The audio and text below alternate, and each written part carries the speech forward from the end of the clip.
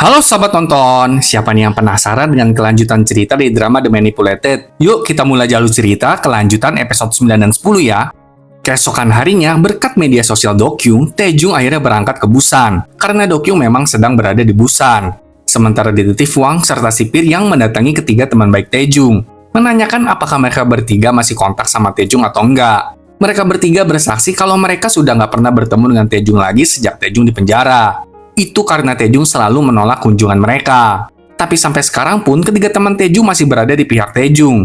Mereka tidak pernah mempercayai kalau Taejung adalah pelaku pemerkaos dan penghabisan nyawa.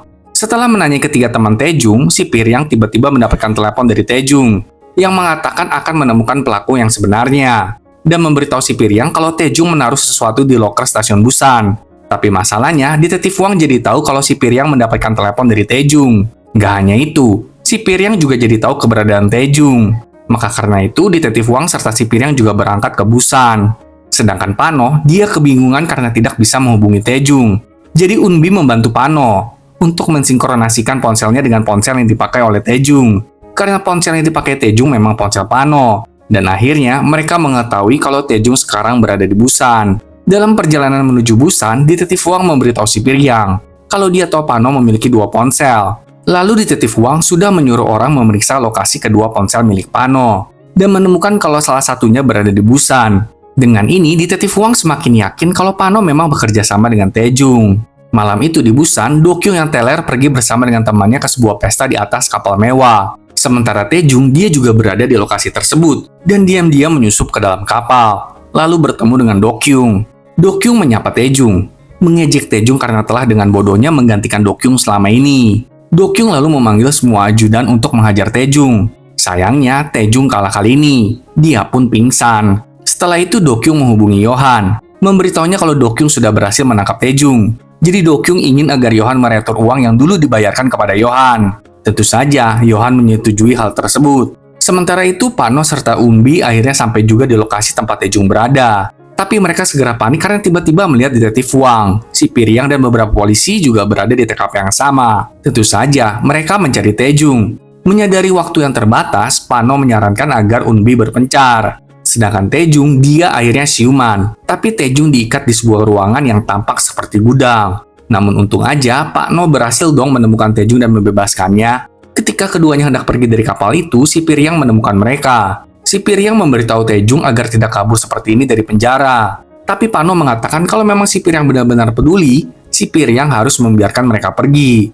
Tapi di saat keduanya hendak pergi, lagi-lagi mereka dihalangi oleh detektif Wang. Namun untungnya, Unbi dari belakang memukul kepala detektif Wang hingga pingsan dan menyemprotkan alat pemadam kebakaran kepada si Piryang. Sehingga Pano, Taejung, serta Unbi bisa kabur dari sana. Malam itu, mereka bertiga pun beristirahat di rumah teman Unbi. Keesokan harinya, si Piryang mendatangi stasiun Busan. Dia ke loker yang kemarin Taejung infokan, lalu menemukan sebuah dokumen yang berisi data diri Dokyung. Intinya, Taejung ingin memberitahu si Piryang kalau Dokyung adalah pelaku aslinya. Sementara Dokyung, dia mengamuk karena mengetahui kalau Taejung berhasil kabur. Tapi teman Dokyung berjanji untuk menemukan Taejung. Sedangkan Taejung, dia memberitahu Pano mengenai Dokyung. Dengan getir, Taejung mengatakan kalau dirinya mungkin hanya menginginkan permintaan maaf yang tulus dari Dokyung.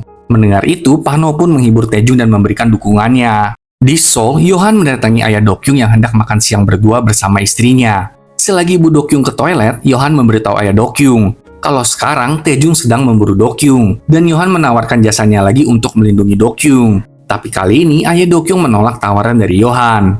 Tapi malam harinya, ayah Dokyung malah mengirim para pembayaran untuk menghabisi Yohan dong. Namun gak semudah itu, karena Yohan jago bela diri, dia segera menebas semua orang yang menyerangnya. Di Busan, Pano dan Taejung sedang mengobrol bersama. Ketika itulah Pano membuka dirinya, mengatakan kalau dulu dirinya sering minum-minum dan merokok. Lalu suatu malam, dia pergi dari rumah setelah ribut besar dengan istrinya. Tapi sewaktu Pano kembali ke rumahnya, rumah Pano sudah kebakaran. Itu karena putung rokok Pano yang belum mati.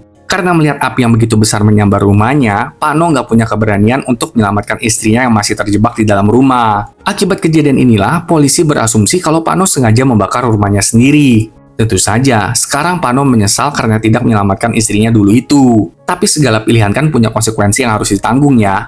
Keesokan paginya, Unbi pergi ke toko serba untuk membeli rokok. Ketika itulah dia nggak sengaja bertemu dengan detektif Wang. Awalnya hanya Unbi yang menyadari hal ini, dan segera melarikan diri dari tos serba tersebut. Namun pada akhirnya, Detektif Huang sadar juga kalau wanita yang tadi nggak sengaja berpapasan dengannya adalah Putri Pano. Secara mereka pernah ribut di rumah Pano tempo hari. Dengan segera, Detektif Huang mengejar Unbi. Tapi Unbi berhasil lolos dari kejaran para polisi. Dia pulang ke rumah temannya, dan segera memberitahu Pano serta Taejung tentang kejadian ini. Gak pakai lama, Pano dan Unbi pergi melarikan diri dengan mobil. Sedangkan Taejung pergi sendirian menggunakan motornya. Namun akhirnya, Detektif Huang berhasil menghentikan Pano dan Unbi. Tapi ya percuma juga karena tidak ada Taejung di mobil tersebut. Jadi mereka berdua pun bisa pergi. Setelah kejadian ini, Unbi serta Pano kembali ke rumah temannya. Tapi mereka segera terkejut karena melihat seorang pria tidak dikenal berdiri di halaman rumah temannya. Terlebih lagi, mereka menemukan teman Unbi jatuh tak sadarkan diri. Pano pun segera membawa teman Unbi ke dalam rumah. Yohan lalu mengatakan kalau dirinya sedang mencari Pano dan Unbi. Tapi teman Unbi berbohong dengan mengatakan gak tahu apa-apa. Maka karena itu Yohan membuat teman Unbi pingsan. Yohan datang ke sana hanya untuk menanyakan kenapa Unbi serta Pano mau membantu Taejung. Apa yang mereka dapatkan dari Taejung? Ya namanya juga psikopat ya, gak ngerti dia kayak gini-ginian dah. Malam itu Taejung kembali memeriksa media sosial Dokyung dan menemukan kalau Dokyung akan bermain golf. Jadi Taejung capcus menemui Dokyung di TKP. Saat Taejung sampai di TKP, dia segera disambut oleh Dokyung dan semua anak buah yang sudah bersiap menghadapi Taejung.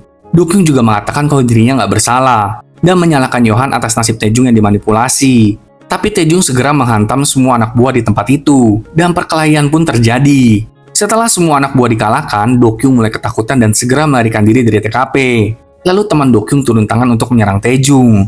Namun kali ini Taejung berhasil menang. Dia segera pergi dari TKP dan mengejar Dokyung. Kejar-kejaran di terowongan pun terjadi. Taejung dengan motornya mengejar mobil Dokyung, sementara teman Dokyung dan anak buahnya dari belakang mengejar Taejung. Di tengah-tengah kehebohan ini, Taejung memperlambat laju motornya dan melompat masuk ke dalam mobil teman Dokyung. Taejung menghajar semua orang di mobil itu, dan setelah semua orang terkapar, Taejung mengejar mobil Dokyung. Mereka mulai saling menyerang dan mendor-dor satu sama lain. Akhirnya di satu waktu, Taejung berhasil membuat mobil Dokyung terhantam oleh truk yang membuat Dokyung terluka parah. Taejung tidak berhenti di sana. Dia mendatangi Dokyung, menariknya keluar dan menyuruhnya mengakui seluruh perbuatannya. Tapi Dokyung menolak melakukannya. Pada saat yang sama, Yohan menelepon Dokyung dan Taejung yang mengangkat teleponnya. Hanya dengan mendengarkan napas penerima telepon, Yohan tahu kalau Taejung lah yang telah mengangkat telepon Dokyung. Ketika itulah Taejung menyadari kalau Yohan gilalah dalang dari semua ini. Taejung bertanya sebenarnya apa yang Yohan inginkan darinya. Yohan ingin agar Taejung bekerja bersamanya. Yohan bahkan berjanji akan mengembalikan identitas Taejung, menyatakan kesukaannya kepada Taejung. Tentu saja, Taejung menolak hal ini. Secara nggak ada yang bisa mengembalikan waktu. Hidup Taejung yang baik-baik saja bahkan berantakan sekarang. Sebelum menutup teleponnya, Taejung berjanji akan memburu Yohan. Setelah itu, Yohan menghabisi ayah Dokyung dong, yang sedang bersama dengan selingkuhannya. Sebelum ayah Dokyung menghembuskan napas terakhirnya, Yohan menceritakan kisahnya, di mana dirinya lah yang telah menghabisi kedua orang tuanya. Karena kedua orang tuanya ingin mendonasikan sebagian besar aset ke kuil. Namun ketika melihat kedua orang tuanya tergeletak di dapur, Yohan kecil tiba-tiba melihat sebuah berita yang memberitakan kalau ada napi kabur bersembunyi di kawasan rumah Yohan.